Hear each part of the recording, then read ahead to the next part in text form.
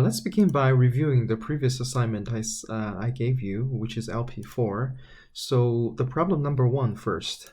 This, if you just by looking at it, obviously you need to utilize the binomial distribution to solve this problem, because this is a parallel system with all the components have the same chance of failure, okay, or the same chance of survival, whichever way you'd like to put it. But the key is that we do not know the probability of each component will all survive first 300 hours. So we need that information first, okay? So for that reason, just gonna write down the details.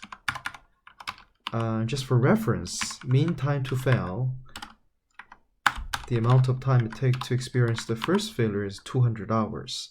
Okay, it is asking the chance that it all survived 300 hours, which is, quite above average. Therefore, I don't really expect a really big probability of survival, okay? So t larger than 300.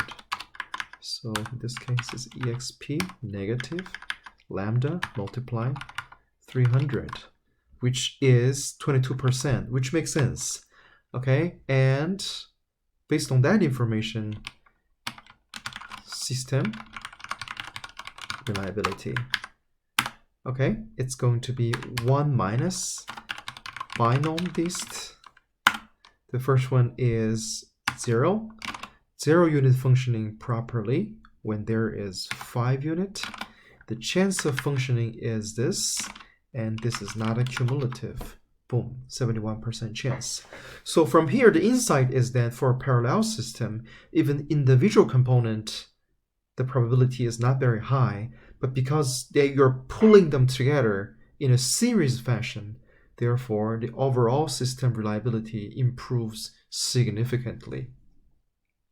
Okay, that is actually the key insight from the parallel parallel system. So parallel system, you only need 1 unit to make the entire system functioning properly. Okay, that is not the case with a series system. I will elaborate that a little bit more in the next example right here, which is problem number 2.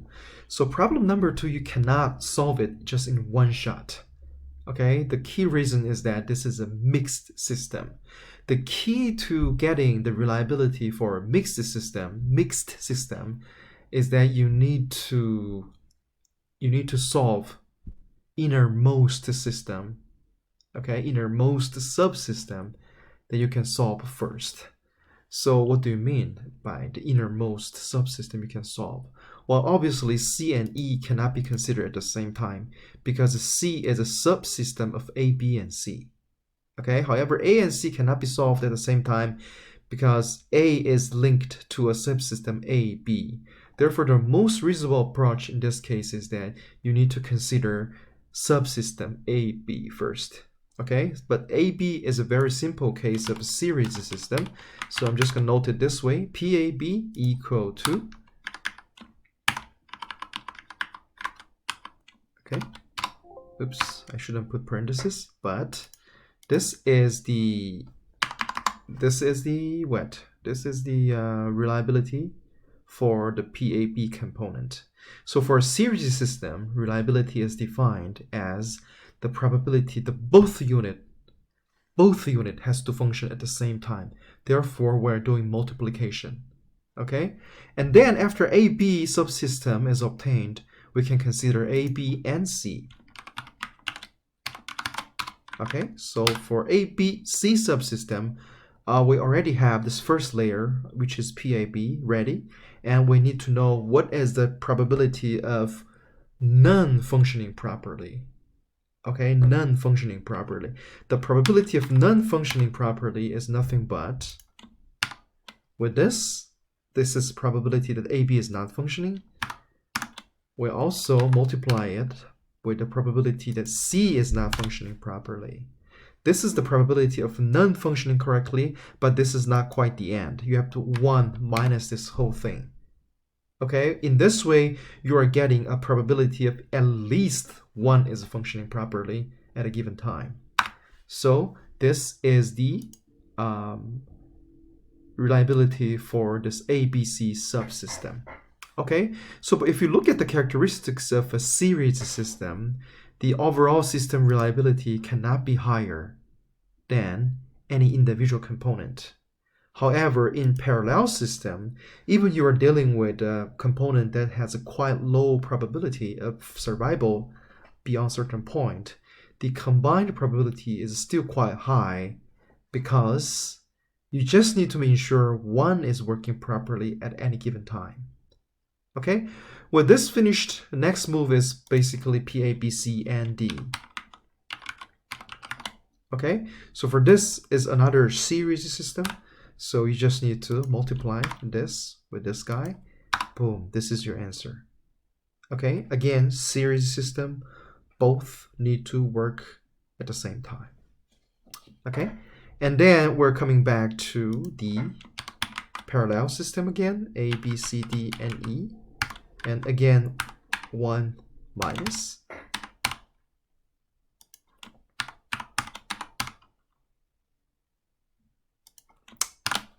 Okay, good. So the overall system reliability here is 99.69%. Okay, if some of you ask why you're not using binomial here when you're trying to calculate the series, the parallel system in this particular example, you cannot actually use binomial because the probability for each layer, even it is parallel, is different. Okay, although we did not use binomial distribution, we captured the very essence of the binomial distribution, which is 1 minus 0 unit functioning properly at the same time.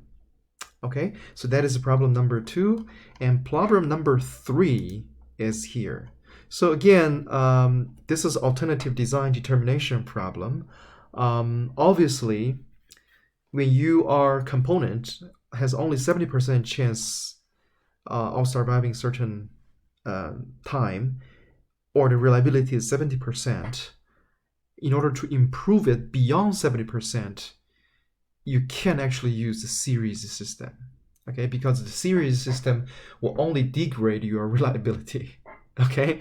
Of course, our choice has to be the beta design, okay? So let's take a look.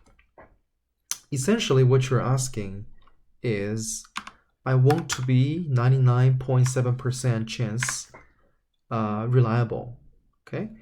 And for now, what we have is, okay, let's use X. Let's use X to represent. Let's use X to represent this unknown component reliability. Okay, and what I can do is 1 minus 70%, 1 minus this guy X, okay, which is a probability that we do not yet know. Again, the same X. Okay, so of course it returns error because H87 doesn't have any value in here. So you can try to plug in some value here to see when does it improve to the point that is required by the regulation. 85, no. So you can see that when you use 0.9%, 0.9 or 90%, the overall system reliability can reach the regulatory requirement. Okay, so this is a problem 1, 2, 3, an easy step. I hope you figured it out. I've seen that many people had no problem with problem 3 at all, and some of you messed up with the problem number 2. A lot of you made a mistake in problem number 1. I don't know exact cause, but I've shown you adequate step. So sometimes you overthink, sometimes you underthink problem. I guess that most of you have underthought about this particular problem. So this, you need to calculate the probability of all surviving first, and then apply it into the binomial distribution in order to obtain the system reliability. Okay, thank you.